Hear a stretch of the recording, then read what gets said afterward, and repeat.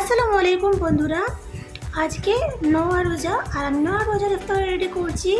তো আপনাদের সাথে ভাবলাম শেয়ার করে নিই, তো শেয়ার করার জন্য চলে এসেছি আমি।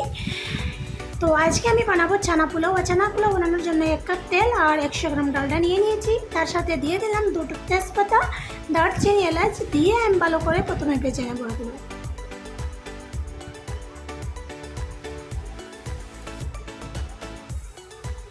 তারপর আমি দিয়ে দিলাম পেঁয়াজ কুচি আর 4-5টা লঙ্কা ছিঁড়ে নিয়েছিলাম, এগুলো দিয়ে দিলাম। এবার আমি পেঁয়াজগুলো ভালো করে ভেজে নেব যতক্ষণ না লাল হয়ে আসছে। তো দেখো অনেকটা লাল হয়ে এসেছে। এবার আমি দিয়ে দেব পেঁয়াজ রসুন আদা বাটা একসাথে বেটে নিয়েছিলাম, আমি দিয়ে দিলাম। দিয়ে ভালো করে ভেজে নেব যতক্ষণ না মশলা থেকে তেলটা ছেড়ে আসছে ততক্ষণ ভাজবো।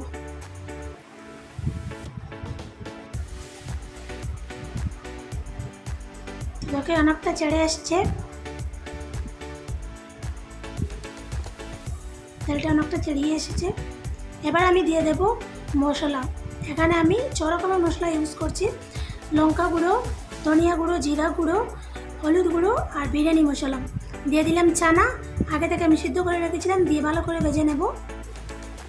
আর দিয়ে দিলাম লবণ, আপনারা আপনাদের স্বাদ মতো লবণ দেবেন। দিয়ে একটু ভেজে নিলাম। ভেজে নিয়ে এবার আমি দিয়ে দেবো চাল আমি আগে থেকে ভিজিয়ে রেখেছিলাম, আধা ঘন্টার মতো ভিজিয়ে ধুয়ে রেখেছিলাম। আর এবার আমি দিয়ে ভালো করে ভেজে নেব, চালটা যাতে মশলার সাথে মিক্স হয়ে যায়। দেখো কত সুন্দরভাবে মিক্স হয়েছে, একদম পরিমাণ মতো হয়েছে।